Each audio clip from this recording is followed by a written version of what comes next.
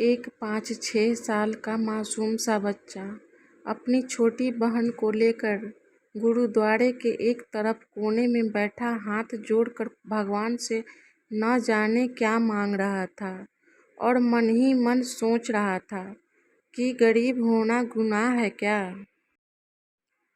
कपड़े में मैल लगा हुआ था मगर निहायत साफ। उसके नन्हे नन्हे से गाल आंसुओं से भीग चुके थे।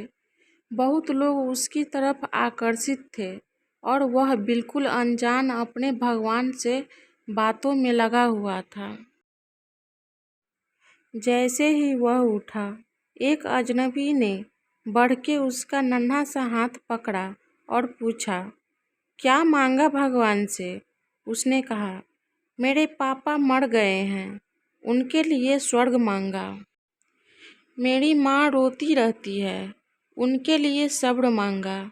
और मेरी बहन माँ से कपड़े सामान मांगती है, उसके लिए पैसे मांगे। तुम स्कूल जाते हो? अजनबी का सवाल स्वाभाविक सा सवाल था। हाँ, जाता हूँ, उसने कहा। किस क्लास में पढ़ते हो? अजनबी ने पूछा। नहीं अंकल, पढ़ने नहीं जाता। माँ चने बना देती है, वह स्कूल के बच्चों को बेचता हूँ। बहुत सारे बच्चे मुझसे चने खरीदते हैं, हमारा यही काम धंधा है। बच्चे का एक एक शब्द मेरी रूह में उतर रहा था। तुम्हारा कोई रिश्तेदार? न चाहते हुए भी अजनबी बच्चे से पूछ बैठा। पता नहीं, माँ कहती है गरीब का कोई रिश्तेदार नहीं होता। माँ झूठ नहीं बोलती। पर अंकल, मुझे लगता है मेरी माँ कभी कभी झूठ बोलती है। जब हम खाना खाते हैं, हमें देखती रहती है। जब कहता हूँ माँ तुम भी खाओ, तो कहती है मैंने खा लिया था। उस समय लगता है झूठ बोलती है।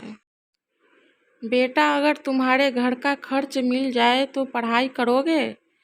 बिल्कुल नहीं। क्यों? पढ़ाई करने वाले गरीबों से नफरत करते हैं अंकल। हमें किसी पढ़े हुए ने कभी नहीं पूछा, पास से गुजर जाते हैं। अजनबी हैरान भी था और शर्मिंदा भी।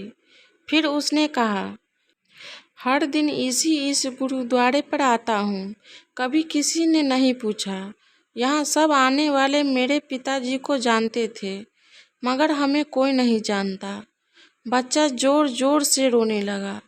अंकल, जब बाप मर जाता है तो सब अजनबी क्यों हो जाते हैं?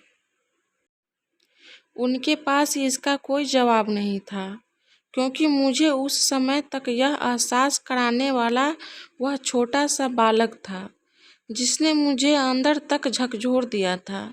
और मेरे मन में केवल एक ही प्रश्न बार बार उठ रहा था कि सच में गरीब होना गुनाह है क्या। आज एक मासूम ने मुझे जीवन का बहुत बड़ा सबक दे दिया था।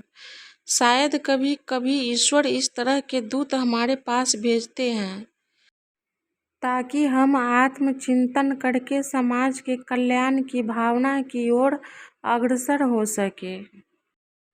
ऐसे कितने मासूम होंगे जो हसरतों से घायल हैं। बस एक कोशिश कीजिए और अपने आसपास ऐसे ज़रूरतमंद यतीमों, बेसहाराओं को ढूंढिए और उनकी मदद कीजिए। मंदिर गुरुद्वारे में सीमेंट या अन्न की बोरी देने से पहले अपने आसपास किसी गरीब को देख लेना, शायद उसको आटे की बोरी की ज़्यादा ज़रूरत हो। यही दरियादिली आपको एक अच्छा इंसान बनने में मदद करेगी। तभी हम एक बेहतर समाज और देश की परिभाषा को साकार कर सकते हैं। गरीब होना गुनाह कहानी से शिक्षा। आपको यह कहानी पसंद आए तो जरूर शेयर कीजिएगा।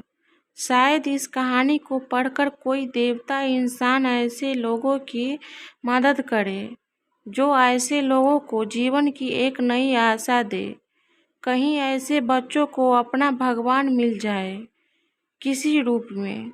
जरूर शेयर करें। निवेदन, स्वयं में व समाज में बदलाव लाने के प्रयास जारी रखें। तभी मेरी यह कहानी लिखना सार्थक समझूंगी। इसी आशा के साथ आप सभी पाठकों का हृदय से धन्यवाद।